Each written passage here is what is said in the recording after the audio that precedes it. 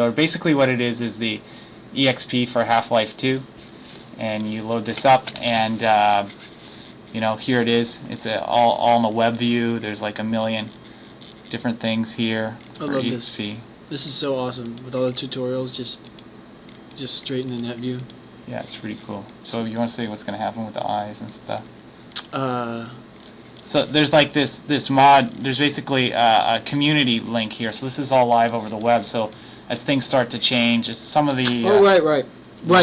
As for example, Dominic right now is working on a little app, QC Eyes, that I'll show you later. He's working on integrating it straight into EXP. So when that becomes available, you can hook straight up to the XSI site, and you'll be off and running. Yeah, so it's kind of a mix of, a Valve and Softimage wiring stuff into here and setting up the whole. If you're new to XSI, there's all kinds of tutorials in here, yeah. all kinds of things to get you started. So that's about it. So for this, now in general, what we're going to show, or what we've been showing all day today, is kind of a mix of how to set up XSI for EXP, a little bit of general stuff about XSI, how to set up a game pipeline, because it was a seminar here at GDC, and a little bit of very specific kind of cool stuff in Half-Life 2 that everyone's all buzzed about. So, so before we get started, we should show our big diagram. Oh yeah, our little flow chart. The flow chart. We didn't have the flow chart, but yeah, well, we filled in some of it. Yeah. For a bit. So someone said we needed a flow chart, so here you go. We're missing some flow. Yeah. Okay, so flow chart. So we are. See, we got a good mouse cursor though. See, this mouse cursor is so much better than what we had during the demo. Okay, so we're up here. We're going to start here. EXP. These are some of the file formats that we work with at Valve, and I'll get into this stuff later. This is our model compiler, and this is QC Eyes, the app I was just talking about. That's really cool. HLMV is our model viewer. There's some flow there, and this is Face Poser, which I'll show a bit later, and that's our kind of cinematic sequence builder. That's amazing. Yeah, it's very cool stuff. But EXP. So so we're going to start off here. We're in the top left corner. So we're going to go start off the EXP. Or in this case, I'm going to show some stuff in 3.5.1, just give you the whole lowdown on how these things work. So in the EXP version, it's the regular XSI. You can make anything. You can make environments. It's basically... It's the same tools that we use at Valve, with just a few limits. Yeah, so there's a few limits. You can only do a character of 5,000 polygons. You can load up existing models. You can change them. You can make new assets. You can make make your friend's head. You can do pretty well anything you want. All the good stuff. Yeah. So so in XSI there's about 1 billion character tools, and that's me and a bunch of my friends have been going nuts on those in the company. And there's a bunch of rig makers, things for quadrupeds. There's a lot of crazy stuff coming too. We'll talk a little bit about that. But the Valve tools, they have their own rig builder. So you can think of it as like it's a whole pipeline, like from art to engine. You start, the artist just goes right from the artist right into the game engine. It's all there. Yeah, all the character stuff is right here in your hands for free. Yeah, for free. I love it. Yeah, it's pretty cool. Because you used to be a modder. Oh yeah. This is. I came from, my bedroom and my garage, and I didn't have anything nearly as powerful as this. So this is just truly amazing. It's a giant step forward for modding kind, I think. That's pretty cool. So we'll just start with the basics. So we've just got the simple rig. We haven't added any of the special stuff yet. So some of this is components that you'll find in XSI, like the system for the fit roll. A lot of this stuff is custom to Valve and the EXP CD. So the arm setup, these kind of things that you grab for the shoulders. I think you can figure it out pretty quickly. It's interesting. A lot of places, game companies and places like Valve, are starting to adopt more of a film setup approach. Right, absolutely. Rather than the just doing exactly what goes easiest into the game engine. And so the kind of ultimate step in this, I think, has been starting to integrate stuff like a muscle system into a game. Half-Life 2 is it's the only game I've ever heard of to date that has a muscle system in the game, and it's pretty cool. It's just all set up for you. So you just go, it's called Helper Bones, and you load this Helper Bones system up. Just sticks it all up there. Now, in XSI, there are a ton of ways to do muscles for movies, but for for games, the one it's closest to, for those of you who know XSI, is link deform with orientation. So that's a kind of pose-based deform, where the quaternion pose is aligning the different joints. So you pose a muscle, and then the muscle aligns with the rotation of this guy right here. Pose a bone. Yeah, pose a bone. So here so you can see here you're setting the orientation, and as this rotates, you'd set it up so that. Oh, there I go. The guy hitting. The guy. What did I do? Did I rotate it? Oh, I rotated it around. Oh, yeah. Yeah, do that arm. I did something I wasn't supposed to. So, we'll just get over here and I'll show you what's happening here with this. So you can see the forearm roll is divided up over here. Or if you look at this object here for the to control the division of the center of the arm, or this controller here, no, it's actually a shoulder controller. You can go in and it'll control the roll on the forearm, and also as you lift upwards, it gives you a little bit of lift on the chest. So this is kind of more of a kind of a film kind of approach. So if we start to look at this on a character, we can load up the Alex woman from the game. Oh, I don't want to save it. Hold on. Here's Alex. So I got to ask you: is Alex? How does Alex? You just did it again. Well, what? It's late. It's late. Yeah. See, we didn't get to eat. Yeah. Everyone else is out eating and relaxing, and we're stuck in this hotel. But I want to get the story on Alex. Is she just a girl in the game, or is she your girlfriend, or is there some kind of story here? She's I don't know how much I can say. See, she's not that hot. She looks hot, but her eyes are completely screwed. Yeah, that's that's the zombie Alex. No, that's not the zombie Alex. So her eyes are all done in this procedural. Correct. The eyes, that's just visualization stuff for us inside XSI. The eyes are all done procedurally with a shader in the engine, and we'll get to that in a bit. So this is pretty good. So this is the helper bones here that are setting up all the different bending on the leg and the kind of poses as the stuff like the arm twist, right? Yeah.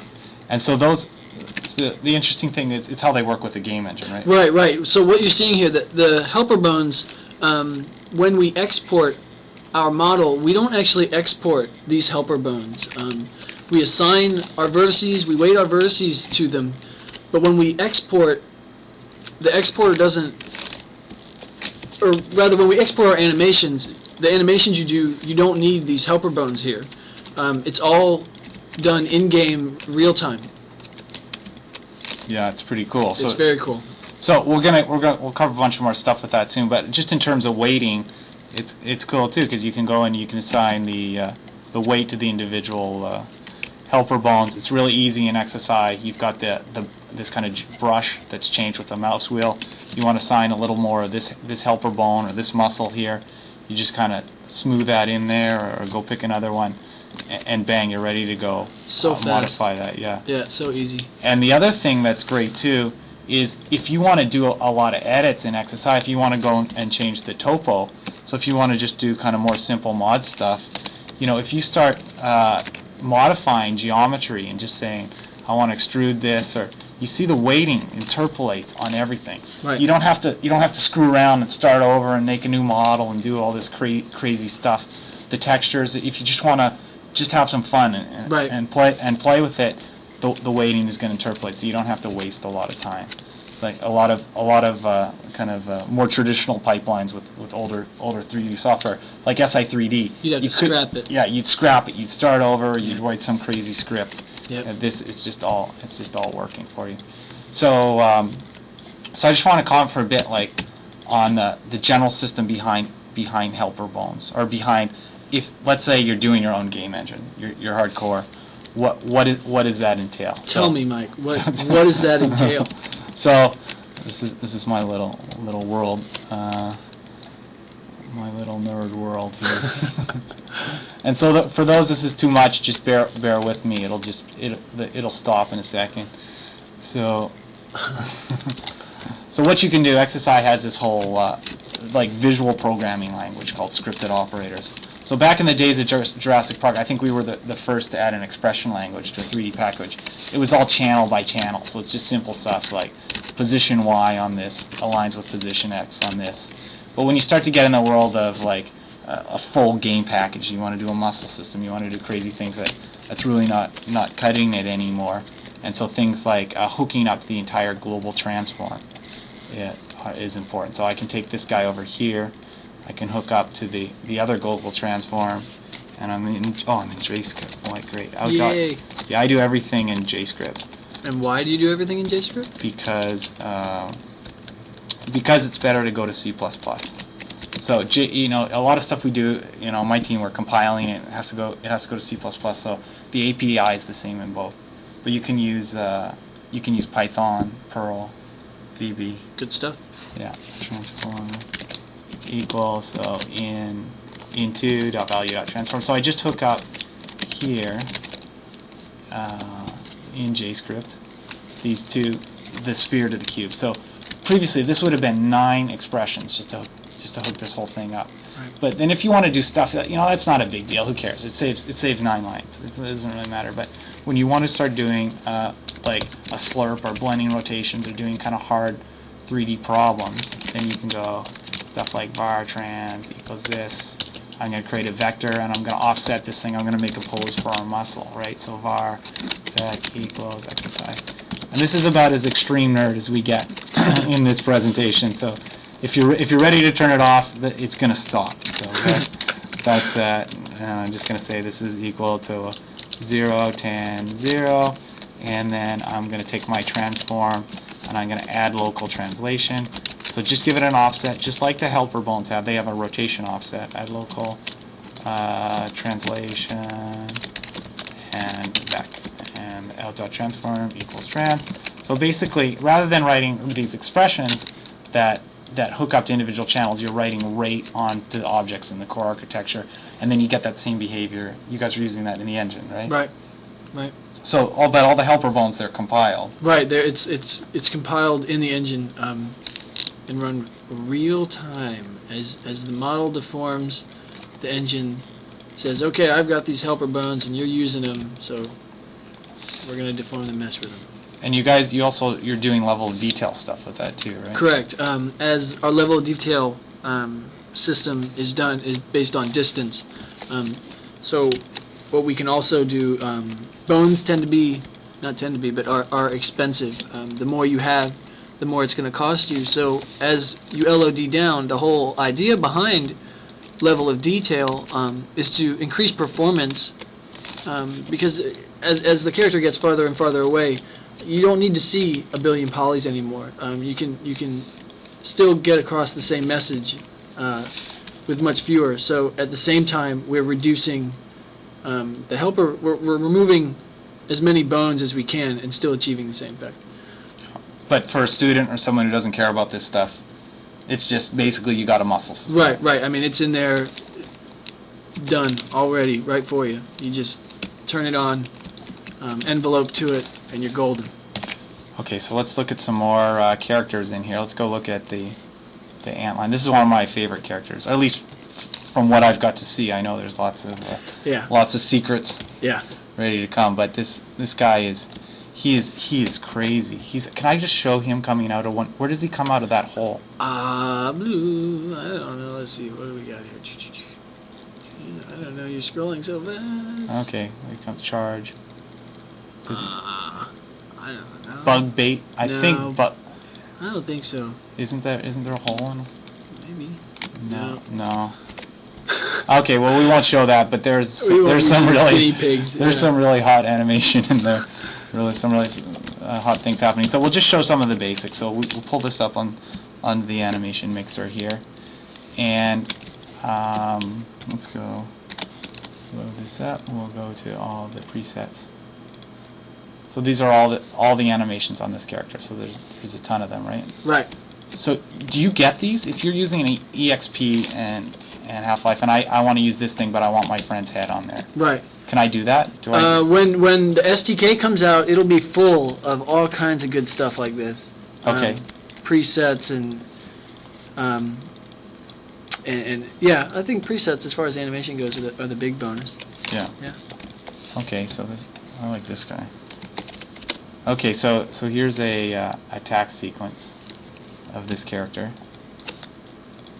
Oh, switch back. Okay, so here he comes. So what are we gonna blend? What's a good one? I don't know. What do you think? What about fly attack? Fly attack all. Okay. We are just. Oh, that's crazy. Ooh. He's gonna impale someone there. You're gonna have to move your time slider there. Okay. This is cool. Uh-oh. That's really big. Wow. Oh, okay, that's not so good. What about that creep one? Yeah, creep is good. Creep Okay. worked. Digging? Digging might have... Digging. But he doesn't come out in dig. Do creep. What is digging though? Oh, that is cool. There you go. I like that. It's cool. Okay, so we'll do creep, and let's take the creep motion, and okay, so he's moving forward here, and so he's all. So one of the things, I guess later we're going to show all the motion blending system in Half-Life and in the game engine, right? Right. But those mirror pretty well with XSL. Oh, absolutely. The animation mixer, which has been around for how long now? Like 5 years or something. That was our big idea at the beginning. Right.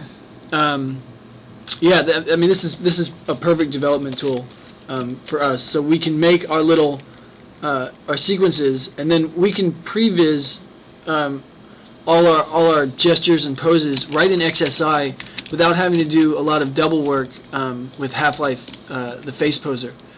So it's great. So let's go on to what was I going to do? I was going to show ghosting. So there's a lot in the animation mixing workflow. So you can see some of the controls for this character. If we want to go in here and we want to start to do some more serious editing, rather than just doing like a simple crossfader stuff, let's say we want to look at both of these at the same time. It's just a matter of turning on ghosting. Where is it? Ghosting. And then bang, you can see both clips together. Like if this guy, say he's way over there, and that's when I want to blend it. So you can see the relationships between the different things. So there are all kinds of crazy ways you can do this. You know, you can add extra hierarchy and all these nulls and. Yeah, what a mess. Yeah. This is so much cleaner. Yeah. Yeah. So yeah. So if we do an offset, and I want to edit that, you can just go, and there's no second hierarchy in here. There's no nothing. You can just move these different clips around in space. See the result in both of them, and transition them. You can put weight curves on here, whatever you want to do. And so you can also use this to layer your own motion. So if you just want to modify some of the existing stuff, then you can layer absolutely like a lamp or some kind of weird tick or whatever you